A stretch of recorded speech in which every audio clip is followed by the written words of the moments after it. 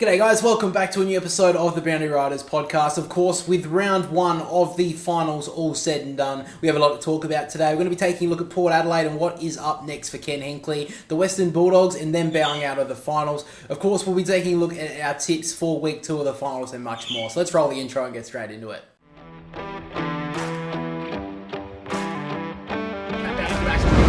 And then Rankin from the pocket, don't tell me, Isaac Rankin! Yeah. He's just got the license for a brothel. Well, I think Gather Round's going to be AFL this next season. It's at the handle at the back, Nick Dacos to get the pies home! He's done it! So as always, got my brother here with me, and I don't think we meant to dress up with black t-shirts on today and look the same, did we? No. Did you try to colour code with me or something? No. Just try and we don't have a uniform here, unfortunately. But, of course, one of us had a good weekend, I guess. Well, no, your weekend had a pretty miserable start to it, Thursday night. It was a miserable start, and it didn't get much better than that, did it? Oh, Because well, Saturday was pretty good. I thought Saturday afternoon was pretty good. Yeah. It was a pretty, I don't know, it wasn't a letdown the first week of the To finals. be honest, there was only really one good game, really. I think the Hawthorn game was good for the first half and a bit, but the Bulldogs kind of fell off after that. And then Carlton were I don't know how the hell they never got that just close. arrived. I don't know how they got that close in the end. They only lost by 29 points. Yeah. I mean, the Lions should have killed them, really. I mean, they got smashed, and Carlton, they really were making up the numbers in the end. Yeah. I know there are probably a few Carlton fans thinking, we're going to do a miracle and win up there. No. Not against Sorry. Brisbane, no. Not against Brisbane. That was never going to happen. Now, we won't get into our tips just yet, but a couple of big games, of course, with the semi-finals coming up. From now, of course, you win, you're through. You lose, you are out. So, Friday night, big game, Port Adelaide and Hawthorn. Obviously, I think everyone's on the Hawthorn bandwagon now. And everyone's kind of just like, Port's going out. And then after that, pretty much just the Port supporters are saying that they're done anyway. I don't even think the biggest Port fan right now is thinking they're going to go and win. And then we've got the Giants up against Brisbane in the second final. It'd be interesting, that one, I think. I think both teams could be very interesting. We'll talk about that more in the tips. But yeah, I think there's going to be some big games. Christian Petracca over the week, very interesting. Have you seen him been posting all over now? Posting everywhere, basically that he's back at Melbourne and everything's all well and fine? Or, I don't know, it kind of seems... I don't want to say it's forced, but it's like... I don't know, it seems a bit... Where were you, Christian? Where were you the last couple of months, you know? Didn't even post once, and now all of a sudden you're like back in the club. I don't know. I mean, I don't have an issue with it, but I just thought that was very interesting. Let's go over a couple of news stories before we go over a couple of teams over the week. First story I wanted to take a look at was the fact of the Jason McCartney big hit on Tom Papley. Yeah. I mean, look, he shouldn't have been doing it. I don't even know. He was on the field. People were saying, like, why is he on the field? I mean, he's an assistant coach. Yeah, of course he's on the field. Yeah, I mean, all the time, yeah. Yeah, that's what happened. So if you don't know what happened, assistant coach Jason McCartney was on the field. Probably shouldn't have been near the fracas, I'll give him that. But he was in there trying to get his Giants players out of the situation, and Tom Papley was walking past, and he stepped into Tom Papley's path and put his shoulder into him, basically, and then like went or something, I don't know. It was really weird. But anyway, he has been fined $20,000 for so it says here, GWS football boss Jason McCartney has been fined $20,000 for his tense confrontation. Okay. It was hardly tense. During Saturday afternoon's qualifying final, McCartney and Papley came together during the quarter-time break as the Swans forward had been at the centre of a melee involved with captain Toby Green. McCartney has copped a $20,000 sanction from the league, but is still free to enter the field of play during breaks and games. So, I'm not surprised that he got fined, and I think he probably should have been. He shouldn't have been in that situation, and he shouldn't have really done what he did. I do think it's very funny that they're like saying it's a confrontation. It's like, I mean, I've seen bigger confrontations at school between year twos, but I think it was very interesting. Why are all the GWS everyone that has to be working there has to be on steroids? Or at least look like they have been. I did think that was very funny, and I mean, maybe he shouldn't have done that, because after that, I mean, no, it wasn't after that point, but Sydney did steal the game in the end, so maybe... Well, Papley did play a pretty good game. Yeah, he did too, but maybe he shouldn't have been told. Yeah. Well, he's lucky he didn't do it in a heaney, or he could have done fucking a lot worse. The Giants, he could have kicked another 5 goals or whatever. I mean, that's another talking point as well, and I think this is a pretty obvious one. I don't know why they don't, but surely they have to add goal of the year and mark of the year for the whole year. Yeah, for the season. Like, you look at it, it's like... the first game, first qualifying final on Thursday night. Jeremy Cameron's goal. Yeah, that was when he kicked that. You pretty much thought, "Oh, it's they're over. winning now." It's over. Within the first quarter, you could just be like, "That luck's on their side tonight."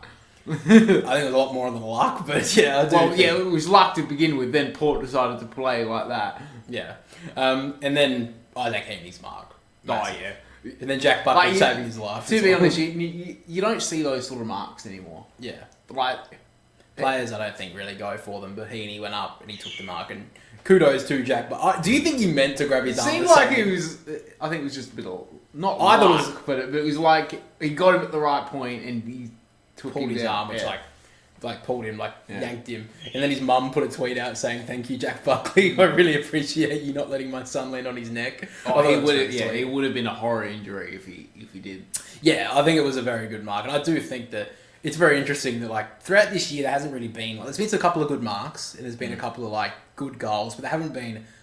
I don't really feel like there's been like a worthy like massive mark of the year or goal of the year other than Jamie Elliott's mark in the year. Yeah, Bobby Hills against North Melbourne was a close one, but it wouldn't have beaten Elliott. But if Heaney's was eligible, Well, the goal of it'd the the goal of the year's looking at it this year. It's 2 for Nick Dacos and then Harley Reid's goal. And like Harley Reid's goal is a very good goal. Nick Dacos's one against the Lions was really good, and I think the one against the Gold Coast is a pretty good team goal, like a really good team goal. But it's not like. Have you seen the nominations? I saw the one against Brisbane and the one against in the Harley Reid goal. Harley Reid goal I've seen, but the other one I don't actually remember against Gold Coast. Yeah, they've put them up on their YouTube and whatever, Yeah. so maybe just go look at them later. But yeah, I mean, and I think Zane Dersma's maybe the mark of the year as well. His mark against what's it, Collingwood? Did he took that mark? Yeah, I think so. Yeah, Yeah, something it like was that, something. yeah. I don't remember him to tap the mark, but yeah, that's really like there's not. I don't feel like there's been like a oh my god that's a standout. So I think that's why people are like it should be like for the whole year. You should be up to the grand until they final. do the bloody announcement. Yeah, but then I mean, what would happen if someone does it in the grand final? No, well, like before Brownlow night. So on Brownlow night, that's when they do it. So Yeah, that's no, but I when mean, what would happen if someone on the grand final kicked like a massive, outstanding goal? Yeah. Would you then say, oh, Well, maybe that's what's the pushing it up? prize that they get anymore? They don't get a car or whatever that they used to. Yeah, well, I mean, I do get the point of like, oh, they deserve a car, but it's like, I mean, they're getting paid fucking like 100, like the cheap, like, I mean, most players who are going to win it are like earning like $150,000. Oh, yeah, I know, It's but like, it's- you really it's- don't need the car, but But it's like, well, maybe that's why they're not going up for many marks anymore. They're Yeah. like, well, what the fuck am I going to risk an injury? Exactly, And yeah. take mark of the year for a car when I can already just go and buy one. Yeah. At this point, maybe that's why. But I mean, obviously, it should be, don't you? It should be for the whole season. yeah, it should be. Yeah. So another story over the week was Bailey Smith has officially requested a trade from the Western Bulldogs, and it does seem that Jack McRae has also requested a trade outside of the Western Bulldogs. That was just made today. So he played a couple of games. He played a few games this year. It does say here that Jackson McRae has told the Western Bulldogs he's seeking a trade. The Premiership midfielder has 3 years remaining on his contract, but will be looking to play elsewhere, yet to nominate a club. So he's 30 years of age. How the hell does he have 3 more years on a contract? Yeah. Jesus Christ. So I'm thinking this has to be I think this feels like it has to be a big club, like ready to go. Yeah. Like, do you really think, like, thinking of teams that like need midfielders like the Crows, do you really think they want Jackson McRae? He's 30 years of age. He's going to be 31 next year. Do you really think they need him? I don't think so. Nah. So- you wouldn't be surprised, like, if they would look at him, but I don't think he's going to leave Victoria either. no, though. I don't think he will leave Victoria. Obviously, is it his brother, Finlay McRae? Surely that's his brother, isn't it? Yeah. Yeah, so no, I was going to think like maybe a cousin, but Collingwood, maybe. But I mean, again, do they really want to go for him? Well, the thing is that, like, they were, like, 2 weeks ago, they were looking at Petracca and all that. So, obviously, Petracca's in his prime, but McRae's coming to the end.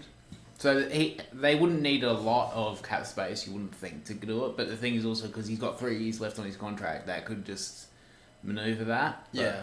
Well, I mean, Jack McRae, though, he's basically you either put him in the midfield or he's playing in the VFL at this point. Because like, he played sub most of the season when he was in the 3. Yeah, for the Dogs. And when he did play, he wouldn't really play much. He played like off half forward, and it's like he's not a half forward. He's an accumulator in the middle. Yeah. So, I mean, you can't really play him off half back. I don't think that's where his option is because I don't think he defends well enough, which to me is pretty obvious.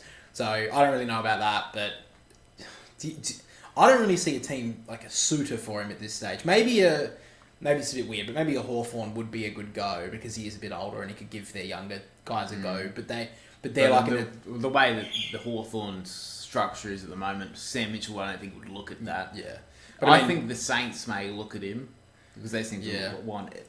They would need midfield. They need some more maturity and bit of class in the midfield. Yeah, I mean that would be an option. I just don't see him leaving Victoria, so I don't think that a likely like a Crows would really want him, and I don't see a team like, and maybe Collingwood, maybe, but I feel like he's a bit old, so I don't know about that. Yeah, I'd be interested to see what happens there, and obviously Bailey Smith. The front runner at the moment is Geelong, with Hawthorn probably second, and then there's Collingwood. I don't think they're going to get him, but that's another option as well. Geelong, I don't know how they keep on doing it. They don't pay him as much, but the thing. I mean, I love how people are like at the Bulldogs. There's a lot of supporters going, "Oh, so he used all their medical facilities and now he's going to leave." It's like, I mean, look, I get that point, but also it's like if you're an employee at a workplace and you're planning to leave in a year, but you just had like serious serious injury or something, you really think that you're not going to take the medical? No, sorry, I'm not taking it because I'm not going to be working here next year. It's like I'm not going to take the payments. Yeah, plus, like, if you're the team that's going for him, say Geelong, why would you get him last year when he wasn't going to play any time in the season? He did it early this season. Well, yeah, but it's like... Yeah, are you really going to make Geelong pay for the facility? Yeah, they should. They should send him a bill. They should send Luke Beveridge, if he's still there. We'll talk about that in a minute. He'll be there. But Luke Beveridge just sends like an invoice to Chris Scott and says, "You're paying this now." That's what he should do. That'd be amazing. Do you think? Well, it's either Geelong or Hawthorn, I would say. I feel like Geelong will get him. They've been the front runner the whole time. I think like that's out of the Victoria bubble where he's so... And I don't think he really likes the limelight too much to be... I mean, not you... No. What I mean is he likes the Instagram, whatever, but I don't think he likes to be like followed around like he was being done at times. Yeah, but I think it was more that...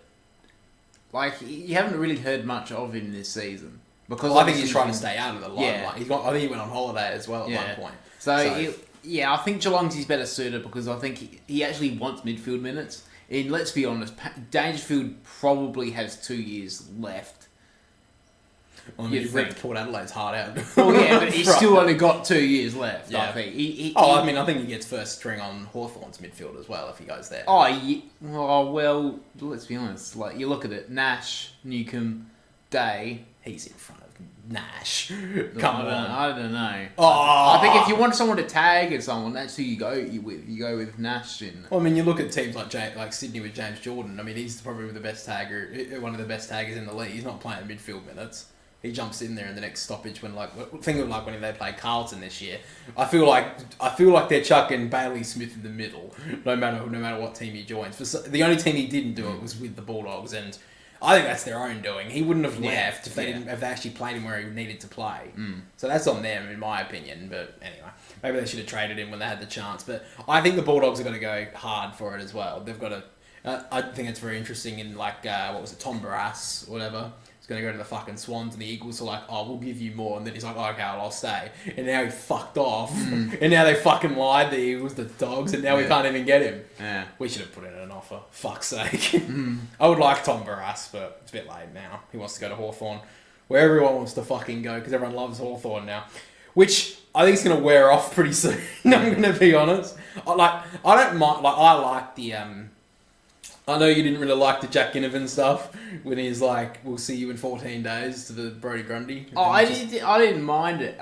It's not like he didn't like it. It's the fact is that he's the stuff that Hawthorn have done all season has been like not attacking another team or dismissing another team or disrespecting another team. They've been having fun social media banter in a way, and they like. What someone said, I can't remember what they said somewhere in the week on radio, but they said you can message that to Brodie Grundy. You don't have to put it public saying see you in 14 days. It just makes it more obvious that they're really confident that they're just going to roll over Port, which, let's be honest, they probably will, but... Yeah, well, I mean, look, if they back it up, I don't have an issue with it. I don't really have an issue with it if they lose as well. I don't mind it, because I do think it's a new age of how people are now, like the social media stuff. I actually like it. And I would rather that than what we've seen in the last, 5-10 years of people being absolute fucking robots. And like, oh, fucking hell. Another interview where they go, yeah, we're just taking it 1 week at a time. It's like, why would I want to hear about... Like, when you see a player interview now, most of the time you're like, oh, for fuck's sake, do I really want to hear player 391 say, we're taking it 1 week at a time? Yeah, I really thought our team really performed well today. Yeah, we're only focusing on this week. It's like, fuck off, bro. Like, Jesus Christ, grab your wizard cap and fucking stand there and do an interview. Yeah. Like, I actually love that shit. So, I think that I don't mind it, and I think that I would like to see more of it, but you still have to back it up, and I think that Hawthorn do have like that mindset as well. It's like, all right, we can do what we want, but we also have to back it up on the field. What did you think about Jack Ginnivan going to have a well, he didn't have a beer, go to the pub? Oh, I didn't mind it. I thought that was actually funny, that was actually, because... Whoever the cunt was that took a photo of it, fuck you. Yeah. It's like, oh, you're going to put him in the limelight. It's like, what is he wasn't doing anything wrong or anything. Yeah, he wasn't. Let's be honest, what's funny is that last year during the finals when he did it, they were Collingwood players out that night as well before that started doing other things. So to say it was all on Ginnivan was bullshit. Yeah. And so this year going to Hawthorn, he thought he'd make a joke of it, in which everybody sees the funny side of it. Oh, unless you're fucking getting $300,000 a year, or a Collingwood player or Collingwood fan. Yeah. Then you should make it. Oh well, he did it again. Yeah. I think it's funny that I love the celebration. Yeah. Oh yeah. When he cracked open the beer and did that in front of the fans. Oh, that was good. I don't have an issue with it. I thought it was hilarious. And I loved as well the morning after, when after the report came out from Sam Edmund, who, by the way, is the biggest fucking arse-slinger on the planet. Fuck off, bro. He was out there reporting, Jack Ginnivan's been found at a pub. Fuck off, bro. No one gives a fuck. And then he's like, did you see this on Twitter after the day after he said breaking news is the GIF or whatever, and he said, I've just got up and gone for a walk. Breaking news. Love it. So... I'm on the Hawk train until next week as well. Anyway, but I do think that if they become really successful, it's gonna wear off real fucking quick. But anyway, let's move on. Let's talk about Port Adelaide because, well, it was a disaster on Thursday. People went in thinking, this team's a lot different. This team's gonna be backing it up. We can see them beating Geelong. A lot of people had Geelong going out in straight sets. I don't think anybody picked... a lot of the experts didn't pick Geelong. Yeah. They all thought they would lose. Yeah. And everyone was thinking they were going to go out straight sets. They thought Port Adelaide's midfield's going to roll Geelong and there's going to be a field day for them. It's going to be a great one. And Geelong, they are... Look, let's talk a bit about Geelong as well. They're one win away from a grand final. Yeah, you got to give them so much credit. They don't really have the names anymore. Like when they won the premiership a couple of years ago, they had all these names. Now it's a pretty different list. There's different 22. Like you looked at it, like Selwood, Hawkins, they weren't in it. Guthrie was. Guthrie wasn't in it. Yep, Sam de Koning's not in the team at the moment. I think he'll come back, but that's obviously Tom Stewart as well. Yeah, their midfield's a lot more depleted now as well. Well, not depleted, but a lot lesser names, whatever. But they're all playing a role, and their small forwards are the best in the comp at the moment as well. So they were amazing against Port Adelaide. Take nothing away from them, but on Port Adelaide's side, they were dismal. They gave up. Yeah, they gave up at half time. I don't really see this. You've seen the Kane Corns argument saying Zach Butters. He was soft. We didn't say that he was soft. He said that he should have been able to stand up in the big moments and he should have played through. He looks like he will be okay for this week, so maybe he's a bit... No, he's not a soft cock by any means. The thing is that... Was it the time to sub him then? Like... Do you think you should have... I mean, they're only down by 20 points. Exactly. I think that if... we're not doctors. We're not going to say we are, but I think after being nominated from the AFLPA as the most courageous player, courageous, I think he had to. I think that you just had to get through somehow. But, you know, injuries are soon nowadays as well. Like, we obviously seen the Christian Petracca stuff and how bad it can go. And the thing is also, they had a double chance. They've got this week to figure it out. Yeah, well, that's the thing as well. Obviously, you can't put that performance on Ken Hinkley too much. The players just gave up. Yes. But what does he have to do now to keep his job? Win it. The whole thing. So even if he has to at least get there. He has to at least get all the way. Yeah. Because Port Adelaide have been the laughing stock when it comes to finals.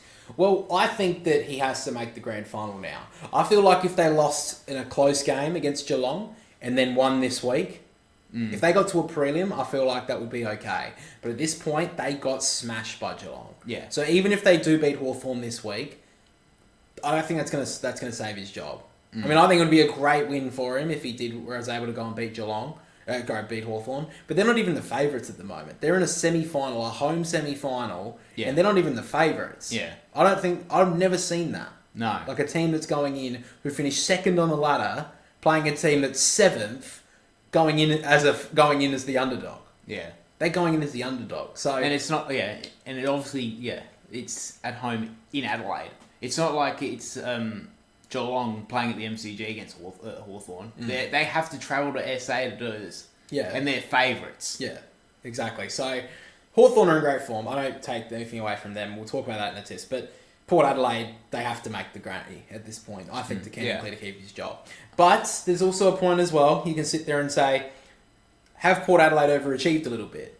Do you think there's a case to be made there? I mean, if you think about it, their midfield is amazing. Their defence is, like, on paper, and their forward line is almost a makeshift forward line by a lot of aspects. I mean, you think about it, Georgiades, he's probably your best, like as your best prospect going forward. Todd Marshall didn't even play. Small forwards, Weiroli. After that, you got McEntee and Evans. Are they making many other teams? No, I think that McEntee and what's the other one? For Evans, they are not in the best 22. But who else have they got to go to? Exactly. Because Ben Jones has had to go back with the defenders out. There's no one forward on the ground besides Rioli. Yeah, and it just doesn't look functional. Yeah. So Port Adelaide's depth has been questioned. You look at it as well. In their Sandful team, they finished bottom of the ladder this year. They finished with 4 wins as well. I think they're way too reliant on Rosie, Butters, and even now Horne-Francis. I think that's obvious. That's obvious. And as soon as Butters was down, Rosie had a poor game. Drew was pretty poor as well. Horne-Francis was really the only one who stood up, and he's not going to save 84 points. And in starting him on the bench, I don't get to start a quarter. To get to start the second, I just don't get it. And if you're going to rest him forward. Yeah, put him forward. He's the Dusty Martin type. You can play him, rest him forward, put him straight in the midfield. Yeah. Do that. Yeah. And considering it wasn't down there very often, you might as well give him a fucking rest up forward. Exactly. You start him at first bounce. Start him forward line. Let him run into the midfield. Do it from there. Yeah. And then you run back. Run back forward. Or at the very least, play him from clearance and then immediately get him to run forward, like Isaac Heaney was kind of doing. He'll get you. He will get you, but in the end. Yeah. Well, that's another point as well. Port Adelaide, they don't have a lot of depth, but there's a couple of retirement calls probably coming at the end of the year. Interesting about Travis Boak. Obviously, last year he was called to he'd probably retire, but he went on.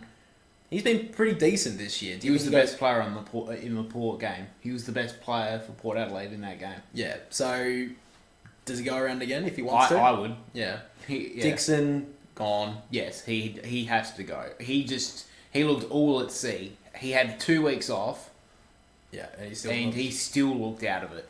And then the other one's probably, I think Ollie wants to go around again. He's fine, but Finlayson, he's been injured the whole year. We signed him. So he's not retiring. Yeah. But is there a spot for him there? I don't know. I feel like Ollie Lord, when he comes back next year, and Marshall's probably your 3-pronged forward line. Marshall's that key, tall, Georgiades is that almost hybrid tool, and then you got Lord, who's your second ruck. I'll probably say because I don't think. Well, so I think that's probably your tall forwards going forward. I feel like Port Adelaide need. Your only other option is if you play Soldo up forward as your second ruck. That's the only other option. But yeah, but I feel like that. To be honest, I think that they shouldn't have recruited him. I'm sorry, but I know he was. They should have recruited one of them. Yeah, only one, either Sweet or Soldo, and the other ones you sorted out. Yeah, and I mean I get that you want to have like depth there, but I mean they were playing Vizentini over Soldo a couple of weeks ago. Yeah. So clearly Soldo is not on his third string now. They're calling it like you'd say. Now obviously he's got a pre-season to go and whatever, and there's even talk that he could relieve. I don't know about that, but is there a point to be made that maybe they did a bit overachieve when they hit form, like they hit the red hot form, and now they've suddenly all lost at sea, or do you think that they're kind of in a good? They should be where they are right now. I think they got a bit too confident after they beat the Swans. I think they got a bit too confident when Yeah, I mean Sydney were very good. They were horrible. They were playing Witches Coast by half time. It was. Yeah, it's a completely different team to what that was. Yeah. So Ken Hinkley, grand final or bust, you think? Yeah. Yeah. And then Josh Carr takes over? Yeah. Yeah. And I don't know if anyone saw this, so I told you this just before we started about Tom Morris's reporting on the fact that, West Coast could look at Ken Hinkley.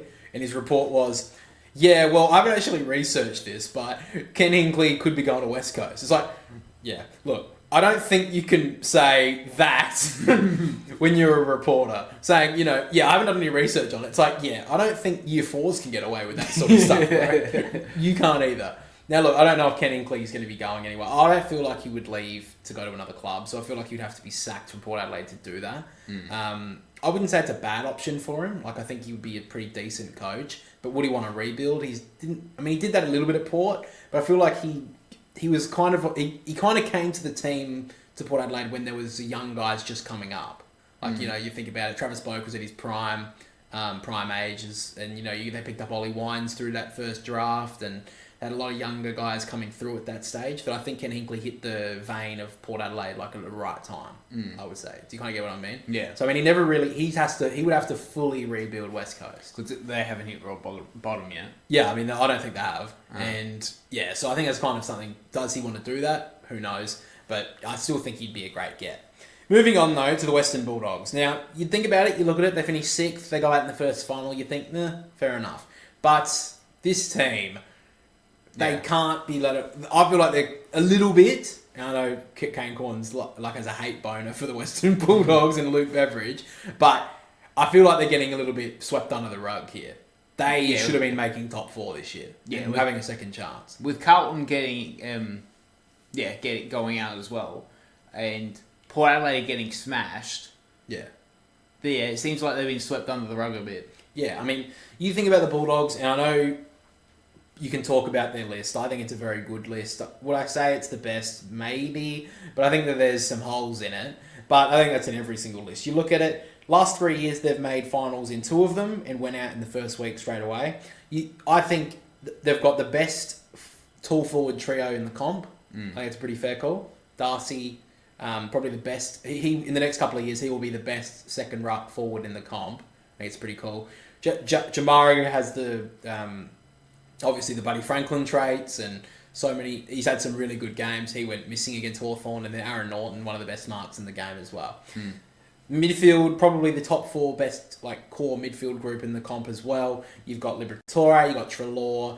Ed Richards this year has been amazing in there, and of course Bontempelli, which we'll get to in a minute about that final. And then even their defence, it's been questioned over times, but this year I think it stood up quite well. Liam Jones is almost all Australian form for a lot of this year. Rory Lobbs reinvented his career down back. Buku Kamas, when he was down there and playing, he was decent as well. I think it was pretty good. And there are other defenders, obviously the halfbacks in Bailey Dale and that, brilliant. So, and obviously an All-Australian ruckman and Tim English. Yeah. So why do they continue to continually fail, almost? It's a failure of a season. I don't think that's an overstatement or a clickbaity call. I think that's fair enough. They should have been making top 4. And if it wasn't for a very poor start to the season, I think they were 3 and 5 at one stage. I think, something like that. They definitely had a bad start. And then the fact that they lost to teams like the Crows in the run home, even though it was an Adelaide Oval, they should be winning that game. And a couple of other losses as Port well. Adelaide, Port Adelaide got smashed. Port Adelaide, they just got absolutely dominated. Yeah. But I mean, they beat teams like the Swans on the way home as well. I mean, I know the Swans weren't in the greatest form then, but they smashed them. Yeah. They beat Geelong down in Geelong, didn't they? Yeah, they smashed them too. Yeah. So their best could compete with everyone. And like after quarter time against Hawthorn, they lost it. They capitulated. And now it wasn't the greatest game for tall forwards, but Darcy wasn't the greatest, and I mean he's a young player, so you give him a little bit of a break. But Jamara, he's at the point of his career now when he needs to start tearing games apart. He did it important games apart. Too. Yeah, he did that a few times this season. Yeah, and the big final, he just was unsighted. Yeah, and they left out Riley West as well to play James Arms, which is weird. Yeah, and he was the perfect matchup for Sicily. Yeah. And Riley West has been good this year, up forward. So Jack McRae as well, we just talked about as a trade request. Playing as the sub, I don't know. I mean, I feel like like I've said, I think we said it last week, the only player that I've seen that's come on as the sub who's an experienced player that's done it well is Luke Bruce. Yeah. I don't think there's been many other experienced players who come on as the sub and perform well. So Luke Beveridge, he's not going anywhere. I don't think he's going to leave. But he's going into next year as one of the most under pressure coaches, especially if he doesn't get signed. Now that's not to say he's been probably the best ever Western Bulldogs coach, but it comes to a point when they're wasting their opportunity here. Bontempelli's one of the best ever players to play the game. Why was he playing up forward for a lot of this game? Yeah, I know. There was no need for it. You Hagan and Darcy couldn't get to the game. So why would you put your best midfielder down forward? Who you get your best midfielder to kick it to them? Yeah. So Bontempelli, that was very strange. I don't know. I just think that they're wasting a lot of it, and if you look at it right now, the Luke Bailey Smith, he hasn't been there the whole year anyway. They'll get something decent back for him, you would expect, definitely. Yeah. So what do they need to fill up though? If you looked at their team right now, what do they desperately need? Maybe another pressure forward, or probably their defence. I think it's their defence. I think they need another big defender. I think that. But have they been linked to anyone? I wouldn't say so. I think they should be looking at. They should have looked at Brass. They should have. These are a couple of other ones, really. There's not really many. They could have looked at Josh Battle. Yeah. As a free agent. Yeah, paid him the big bucks. Hawthorn are paying him fucking outstanding amount of money for something that I'm like, Josh Battle's a very good player, but is he nearly $1 million? I don't know. Yeah, but you just got to... Those are the players you got to be looking at, because they're coming out of contract and they want to leave. Yeah. They need... Because, let's be honest, Roy Lobb is kind of trying to develop as a defender. He's not going to be a big butt. He's tall, but they need another big bustling defender. I feel like if they picked up another defender, then Liam Jones could play that third tall, which is something I think he's a very good one-on-one defender, which is a very good attribute. But I feel like there's a little bit of wastage on the fact that he could play as an intercept third tall as well. So I think he could play on let's say they were playing Sydney or something. He wouldn't have to play on Sydney's most dangerous forward in Logan McDonald, let's say, or Hayden McLean. He wouldn't have to be put at the back of the square. He could play on someone that's a lesser type. Maybe more the Crows is a better example. If the three forward line was Fogarty, Himmelberg, and Philthorpe, he could go to Himmelberg instead of having to play on Fogarty. He could go to the third most experienced, and then would have more leniency to go and jump onto it, play slide across. Bit more control of how to control the back line a bit. Yeah, as well. But if you look at the Western Bulldogs team right now, there's not a massive hole. There's a couple of smaller holes that they could fill up with extra depth. But if you look at their core team, they should be making top four. They've got one of the best spines in the league. Yeah. So I think it is a bit of a failure this season. So I think that if they don't make... he's never made a top four as a coach. Yes, he won a premiership. Very sad day of my life, I know. But it's still a big question mark. That team should be in the top four. Yeah. Basically the last 3 years they should have. And they haven't had a bad injury list either. No. So, I think that's a pretty disappointing year. But moving on, let's talk about the coaches throughout the year. So, I think this is... I don't know who this is who posts... Oh, so it's AFL Trade on this is a community page on Instagram, who posted the coaching rankings based on 2024. So looking at it, he's gone Damien Hardwick at 10. I don't know about that. McRae at 9. Voss at 8. Fagan at 7. Beveridge at 6. Chris Scott at 5. Hinkley 4. Kingsley 3. Longmire 2. And then Sam Mitchell 1 as the coaching rankings. Now, this was made before the first final as well. So you would say, I don't think it's a pretty. I think it's a pretty obvious one. The fact that Sam Mitchell has been the best coach this year. Yeah, I think it's pretty obvious. He's your number one easily. Yeah, I feel like honestly, Chris Scott would be number 2. I mean, you look at their team, the Cats, and I think if you compare them to a team like the Bulldogs, there's a lot more holes in a Geelong 22 than there is in the Bulldogs, and he's got them to a prelim. And I think he's been brilliant this year, Chris Scott. So I would put him pretty high up. Adam Kingsley, again, done really well. Yeah. We'll talk about them a little bit more in the tips, but he's been brilliant this year. John Longmire, backs up every year. Yes, he has. Yeah. I'm not just saying that. Ken Hinkley, I think he's had a good year. I think he's had a good year. He's had a few bad moments. Obviously, the Brisbane game last week. Last week. But I think, the unfortunate thing is, though, Ken Hinkley can have a good year, but it's got to be the moment. It's got to be the finals that's the thing that matters, unfortunately.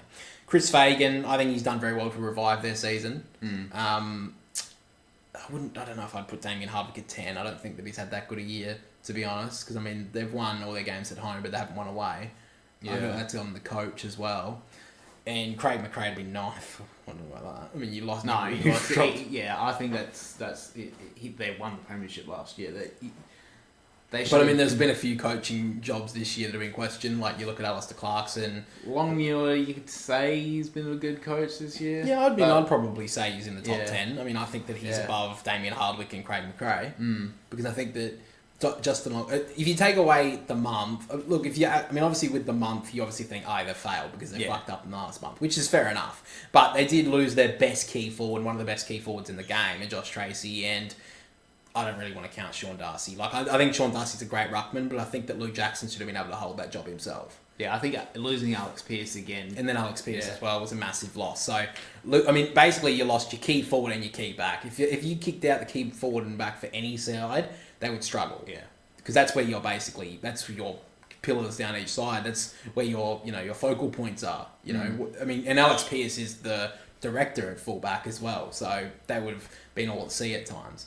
But, I would still say Justin Longmuir has had a good year. So I would probably put him top 10. What else we got? We got I'd say it's hard to say Ross Lyon because the fact is that they started so horribly, but also you got to admit last year they did overachieve and make the finals. Yeah, so I said that with the rankings. I think that St Kilda actually had a pretty decent year. I never thought they were going to make the 8. I don't think anyone really did. No. So I think that when they made the 8 last year, no one thought they were going to make the 8 last year either. Yeah. So I think that for what he had, I think he had a pretty decent year. I don't know if I'd put him in front of Craig McRae, but I'd put him in front of Damien Hardwick. Yeah. Because I think that the Gold Coast, I think you give a little bit of a reprieve to the Gold Coast on the fact that he needs 12 months. But the fact that they had North Melbourne twice, West Coast twice, Richmond twice, winning all their home games, they should be making finals, the Gold Coast. Yeah. No, they lost one home game and they won 2 away. Yeah. So you should be making finals. You should be making finals. If you have such a good home record that you only lose there once in the whole year, if you think of teams in the past that have not lost at home, other than maybe the Crows last year, you think of Brisbane last year, they didn't lose a game at home. They made a grand final. You think about the Crows and Port Adelaide, the Crows even a couple of years ago back in 2017, they didn't lose at home. They made the grand final. Port Adelaide didn't lose, they called it the Portress at times. They made a prelim, I think in 2014, thinking that far back. You win your games at home, all you have to do is win just basically half of your away games. You don't have to win at least 3, 4 to 5 at least away. Yeah. And then you kind of got it. Yeah. You should be making finals. They should have easily done it. So I think it's a pretty poor year. I wouldn't put that there. But if I had to put my top 5 rankings for coaching this year, I'd put Sam Mitchell fucking skies ahead in the front. I'd probably go with Chris. I'd I'd go John Longmire just because he finished top of the ladder. Yeah. I'd go Chris Scott third though. I think that he's been brilliant this year. And I think where this team, the Cats, were start the season so well, able to manage his team and then get them to where they are now, which is one win away from a grand final, is amazing. I'd probably put Chris Fagan in fourth on the fact that they had such a poor start, for the way that he was able to stand with his team and then get them over the line. Yeah. Probably give them fourth. And Adam Kingsley, I'd probably put fifth. That'd be my top five. Yeah. So I'd go Mitchell, Longmire, Scott. Kingsley fourth, and then Fagan fifth. I think that's my top five. Do you have a kind of a top five you think about? Yeah, Mitchell first. Yeah. Probably Longmire. I think Kingsley was a bit. I think they overachieved last year, the Giants, to go through the prelim. Yeah. But I think to steady that and get the top 4 spot was what they needed. So I think 3 for Kingsley, 4 for Chris Scott, and I will say probably Port with Hinkley. I think the year that they had, they did prove they did compete against the bigger sides in a way. They did, they smashed the Swans. They beat up a few good teams like they normally do, but they did get the top 2 spot.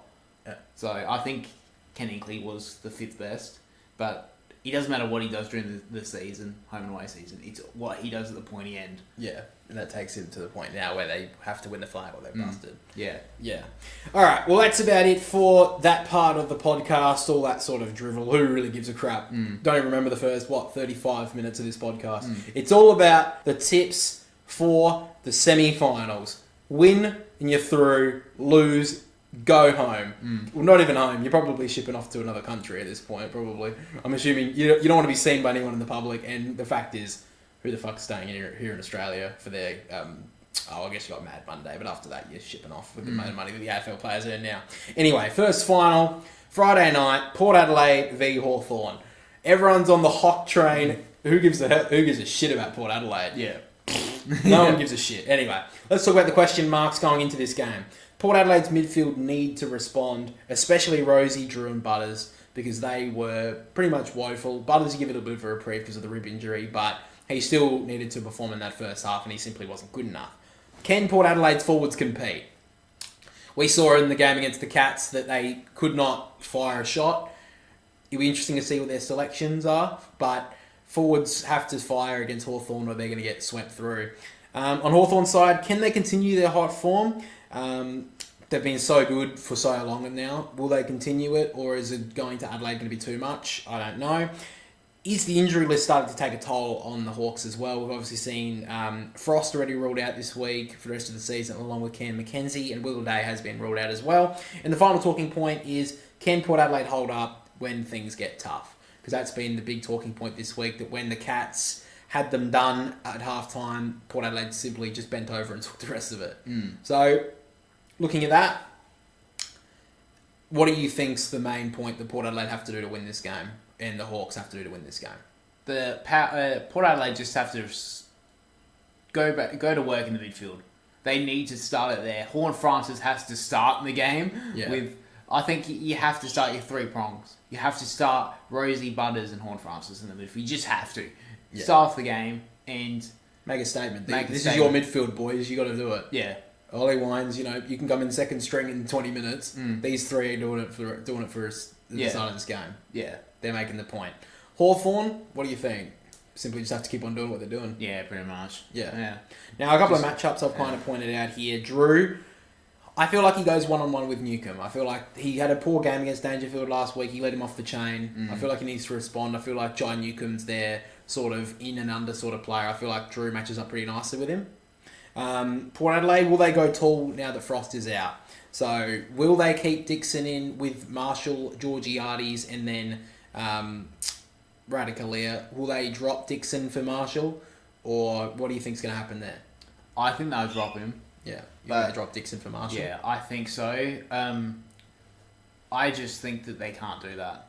I think if you do that, I don't think you can... I think you drop Radicalier. I really do. Yeah. I think he played 2 good games forward. So do you chuck him back or chuck him out of the team?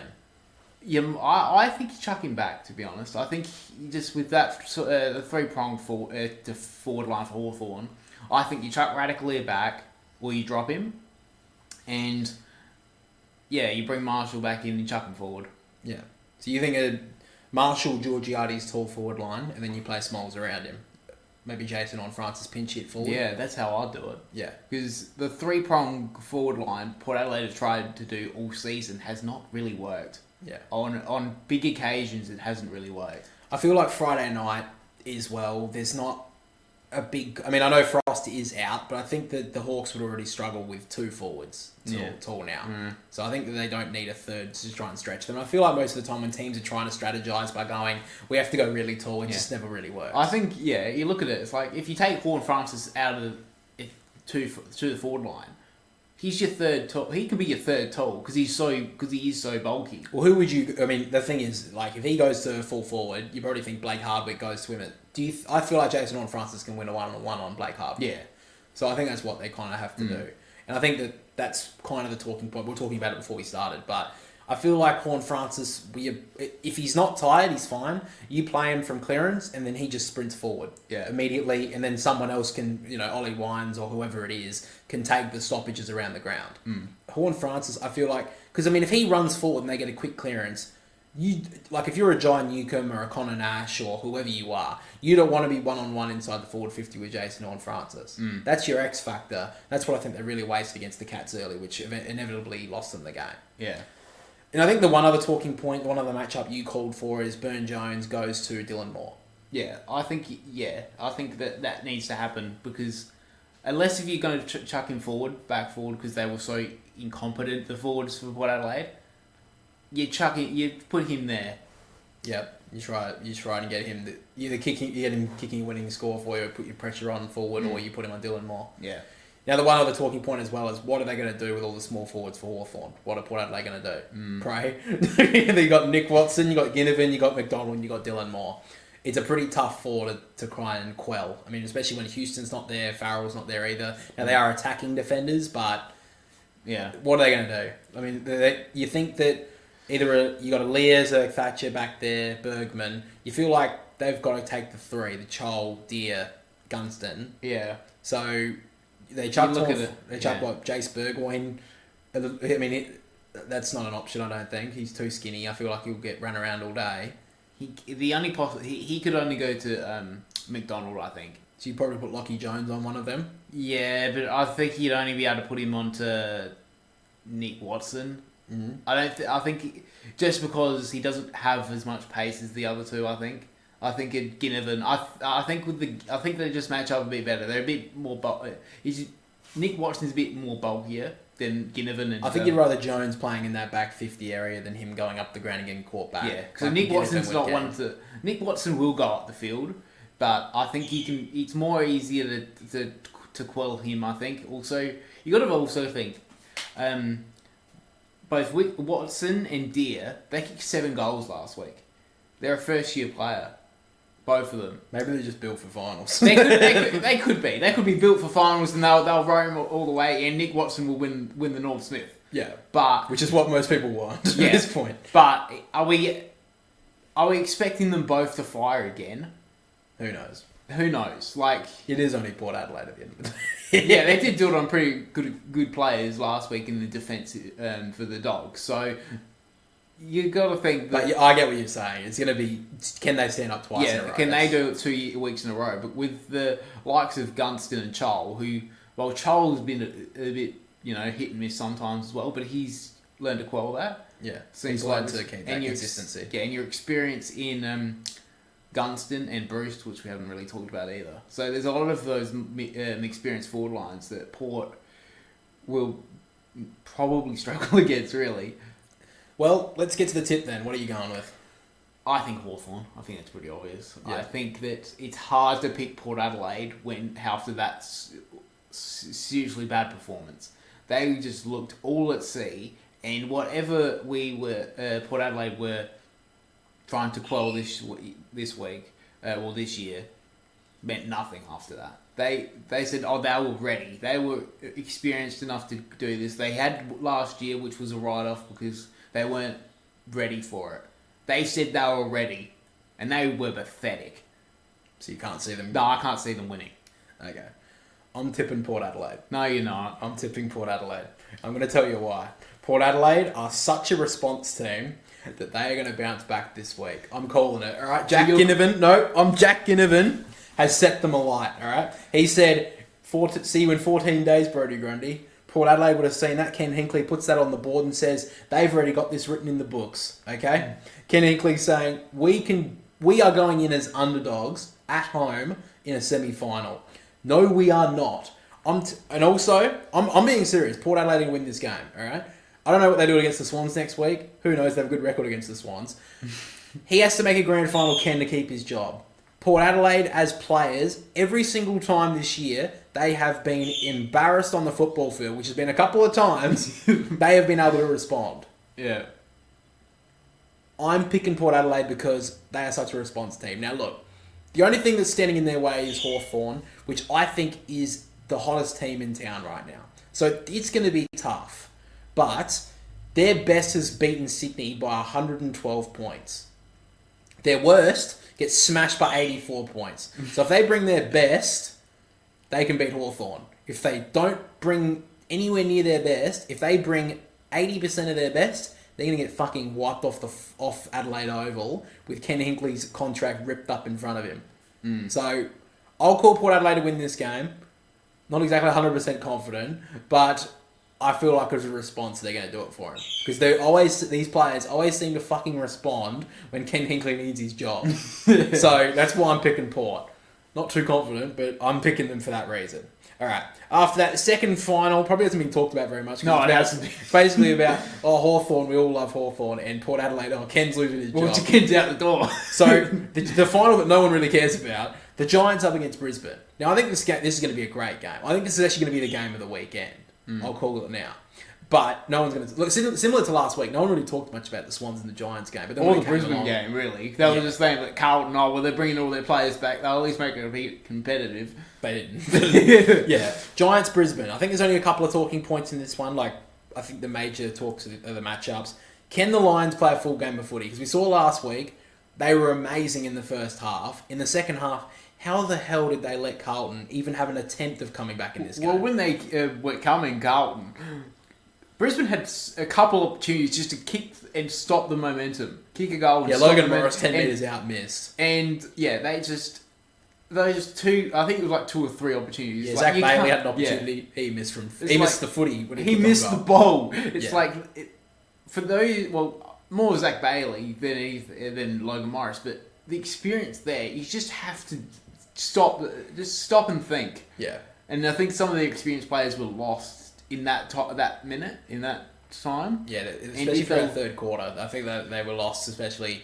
Zorko was brilliant in that game, but in that third quarter he was kind of quelled, and I think that's a talking point we're going to get to. But the experienced players of Brisbane, when they're hot, they are amazing. But as soon as the heat comes onto them, the experienced players can go missing. Yeah. So that's one thing as well. And another one on the Brisbane Lions, can they kick straight and kick away from a team? Because they had Carlton dead on toast, and they couldn't put them all... They were 60 to zip up, and they should have been up by 80 to zip, or 90 to zip. They were killing Carlton, and the fact that they let Carlton lose this game by only 29 points, or I think it was 28 points in the end, not good enough. But they didn't kick straight either, Brisbane. So they didn't kick over 100 points, I don't think, in the end. No. The fact that they didn't is not good enough. And the only question mark I have on the Giants is, can they front up after such a devastating loss against the Swans? Yeah. They had that game won, and they lost it.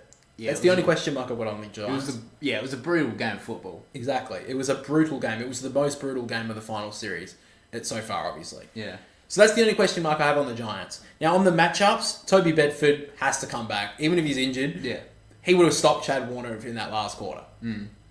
Does he go to Lachie Neale, or does he go to Dane Zorko? I think you put him on Zorko. I do. And if chuck a Lachie Ash or Yeah, or even maybe a Callum Ward, because he seems to be doing that a bit now. And you chuck him to Neil. Like, you might leave it for a bit, but I think you need to stop the kicking penetration of Zorko. So I would say I agree, but also I'm thinking Starskovic goes to Toby Green. And I know a big one I think that's fair. Toby Green and Starskovic go to him. So does that mean, and this is what Sydney did earlier, about a month ago, what they did to quell Dane Zorko was not tag him, but chuck the best player onto him. So we chucked Errol Goulden onto him. Do you chuck Brent Daniels to him and say, you could keep me accountable? That's another one. Yeah, that's a possibility. Because, and actually use that against him. Because Dane Zorko can't leave Brent Daniels free inside the forward 50. Because we saw last week, Harry Cunningham stopped him, and that was another one that really got the Swans to win the game. So, do you chuck Brent Daniels to him and you say, you just keep him accountable? Brent Daniels, I mean, he won the game against, 2 years ago in the semi-final, I think it was? Yeah, semi-final, yeah. So, Brent Daniels has a good record against the Lions. We saw that he had a great end of the year. He had a poor game against Sydney, but Harry Cunningham was great. So, I think Starskovic goes to Toby Green. That's fair enough. I feel like that could be the play, because I think that Lachie Neale wins it in the midfield. But I feel like the way to get Dane Zorko, and something that Carlton didn't do, which is they did chuck they chucked Hollands to him in the second half, which did keep him accountable, but the game was done, so it didn't really matter. Zorko was like, I don't have to keep you accountable. We're up by 100 points. Well, we're up by 60 points. We don't have to give a fuck. Yeah. All right? So I feel like this week, if you start Brent Daniels on him, on Dane Zorko, and say, you keep me accountable or I'm going to go kick goals on you and set up my teammates. Yeah. So, because GWS will get enough clearances. It's not like they won't get smashed in there. It'll probably be pretty even. I think that's where you can go. But I think the Bedford to him wouldn't be a bad idea either. Yeah. But I think that at stoppage and at clearance, I feel like you could go head to head with him. I feel like Toby Bedford can go to him to Neil at stoppage. I feel like that's a good way to get him. And I feel like Bedford, the one thing that Bedford can do on Lachie Neale is get him on the counter. Because Bedford's very good at doing that as well. Yeah. So I think it could go either way. I feel like that's the option they should go with, though, the Giants. We'll see what happens. I think that's going to be a great matchup and a great little bit of mind games between the coaches. And the last one I wanted to take a look at was, does Harris Andrews go to Jesse Hogan, or does he go to a Lockie Keefe and then glide in third tall, and then maybe Payne if he plays, or Joyce takes him and risk it? No, I think you need to chuck Harris Andrews straight onto Hogan. I think you do. I think you just need to put the best best defender on him. Yeah. Because, as we saw a couple of times this year, Hogan can just kill a team. Yeah, I kind of agree. I feel like you don't make the risk on Jesse Hogan. No. I feel like because once he gets on a roll, he'll kill you in a quarter. Yeah.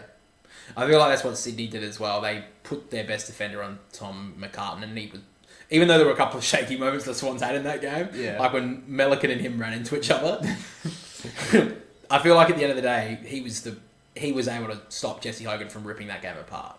So I do agree that Harris Andrews has to go to him. So let's get to the tips though. I'm not going to pick stupid here. I am going to go to the Giants. I'm not going to make a big call like Port Adelaide. The fact is, the Giants. It's interesting because Port Adelaide, no one thinks they're going to go anywhere near the grand final. People still think the Giants can go the long way and do it. Yeah. And I can see that. Yeah. They were so good against Sydney last week.